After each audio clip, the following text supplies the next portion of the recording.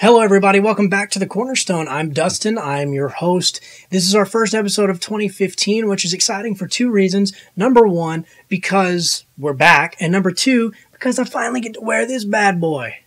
Oh yeah, 2015 baby. I did make an episode in January. I decided not to put it out for a bunch of different reasons, but the point is, I did make one.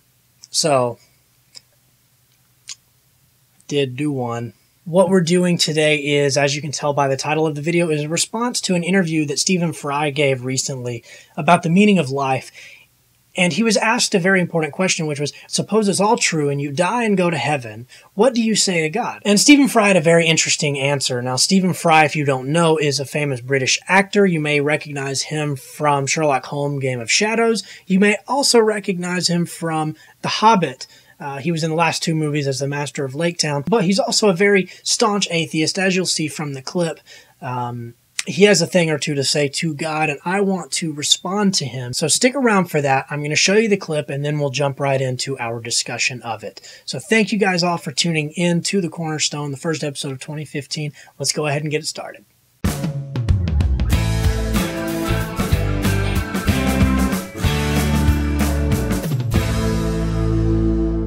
So like I said, we're going to jump right in. Here's the clip in question. Suppose it's all true, and you walk up to the pearly gates and you are confronted by God.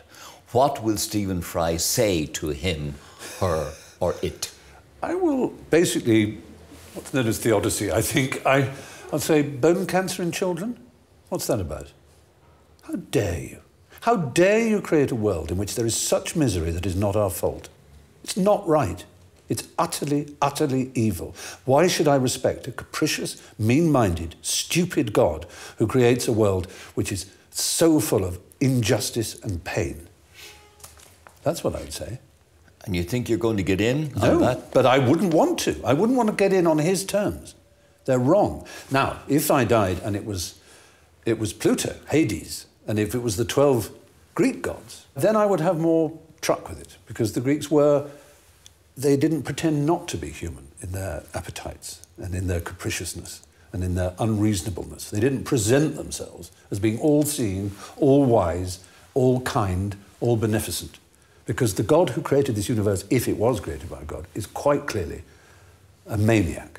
So, atheism is not just about not believing there's a God, but on the assumption that there is one. What kind of God is he? It's perfectly apparent that he is monstrous, utterly monstrous, and deserves no respect whatsoever. Now, you may be on his side. You may see things the way that he sees things. I certainly don't. And I think, in fact, that his view of Christianity, of God, of the Bible, is actually predicated on a lot of false information that sort of skews the argument in his favor.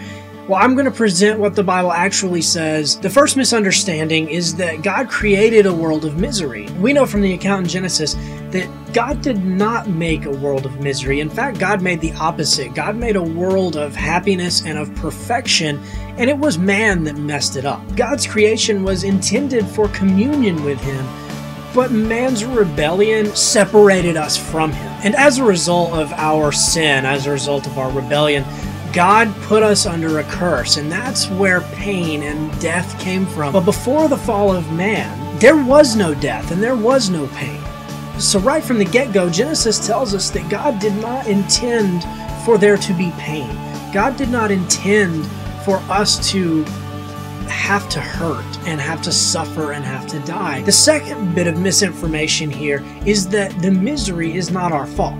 2015's society is a society that looks to blame everybody but themselves. We blame our failures on the previous generation. We blame crime on everything but the individual. And we even blame our hot coffee spills on McDonald's. But the truth is, Genesis teaches us that man did choose misery. Adam and Eve blatantly chose sin over God. And I know what you're probably thinking, Dustin, how is that fair? Why do we have to pay for our ancestors' mistakes? But the fact is, we choose death every single day. We fight against God, refuse to obey his commands, and we run from his love. All of us are consistently choosing death. Mr. Fry then tells us that God is mean, and again asserts the fact that he created a world of misery. Now, I'll give him this point. God did curse the world because of man's sin. And that certainly would be mean if God hadn't provided a way for us to remove the stain of sin. But he did. Now, don't hear me wrong. I'm not saying that God removed the curse of sin. The curse of sin is still very much in effect.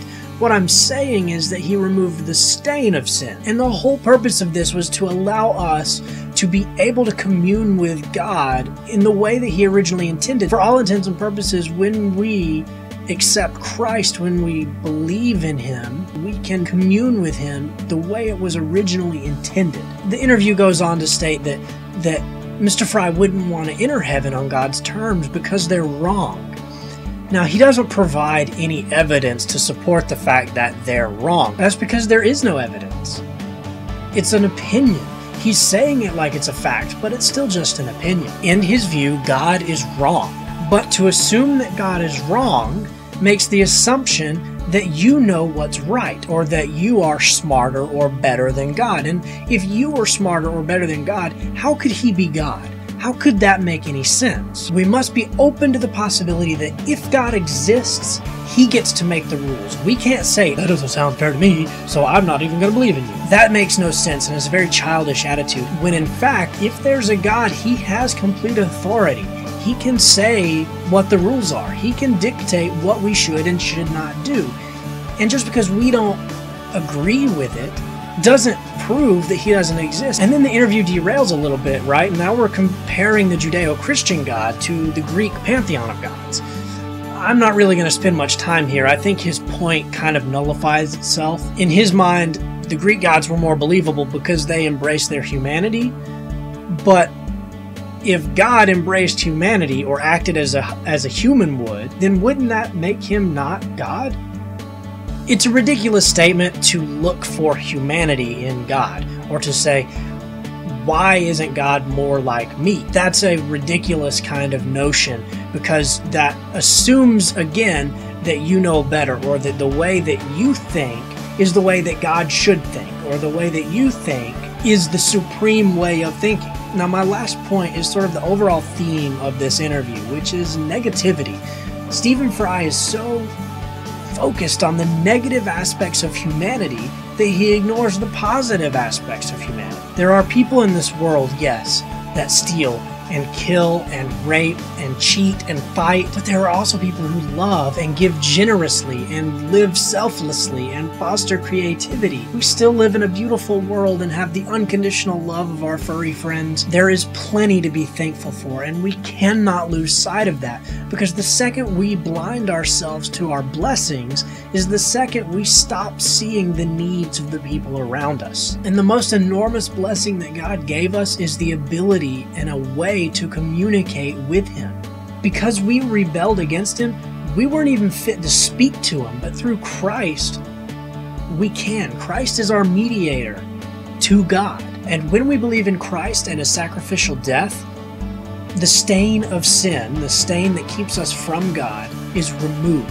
And though we're still under the curse, we're free to live out our original purpose, which was to worship and bring glory to the Almighty God. And in return, God makes a wealth of promises to us the Bible is full of. So to answer Stephen Fry's question, what kind of God is he? He is a God of love. He desperately wants to commune with his creation, but our rebellion makes it impossible. So he created a way through Christ for us to become clean. We live in a fallen world, full of fallen people who continuously do the opposite of what God commands.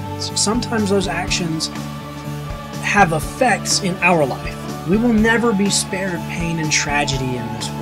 But God will provide us a way to be joyful in the midst of those tragedies. We must remember that there is plenty of good and there is plenty to be thankful for. The Psalms refer to God as a very present help in times of trouble. You don't help somebody that you don't love. And God showed his love by creating a way for us to come to him. And yes, humans mess it up, but there is a lot of good in this world that we cannot lose sight of. I'm reminded of a moment in The Lord of the Rings. What are we holding on to, Sam?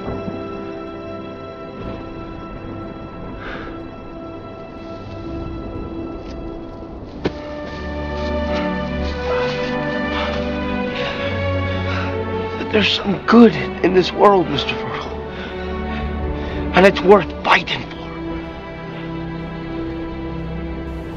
And that's our daily fight, that there is good left in this world, and we have to fight to see it and fight to make sure that it thrives. There will always be more positives than negatives.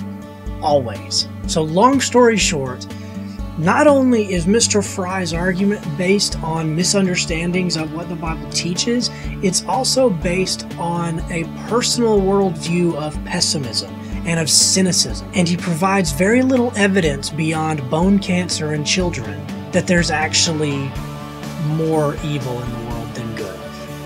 And if your primary argument against God is that there's more evil than good, and that God doesn't act the way I assume he should act, those are not well-founded arguments against God. Those are opinions. So this argument was really over the second he started speaking, because even though he sounds eloquent, it's all opinion. Thank you so much for coming back to the Cornerstone in 2015. I really hope I'm going to have more videos for you more frequently. I know I skipped last month, I'm sorry, but we're going to get back in the swing of things and start doing these more often. Here's the thing though, I need your questions. I had to do a question from Stephen Fry today. I need some questions from you guys, some good, thoughtful questions that you have about Christians, about Christianity, about the Bible. They can be broad, they can be about themes or stories, or they can be very specific. I've got 3 different ways that you can get in touch with me. I have a Twitter account. I also have a Facebook. That's going to be the best way to get in touch with me. Send me a message on Facebook. You can also email us at cornerstoneshow@gmail.com. That's the email address. Don't forget it. It's right there on the screen. Pause it if you need to. Do not forget to send me your questions. I can't wait to hear from you guys, and I need some new questions if we're going to continue the Cornerstone. And I'd love each and every one of you to send this to somebody that you know, somebody that you think might enjoy it for whatever reason, whether it's because they are a Christian or because they're not. Doesn't matter. Just send it. I don't care. Just be like, hey, I know this guy, or I don't even know this guy, but he's weird, or whatever. That would be awesome. Yeah, thank you so much for tuning in. I really appreciate your continued support. Thank you so much. God bless you.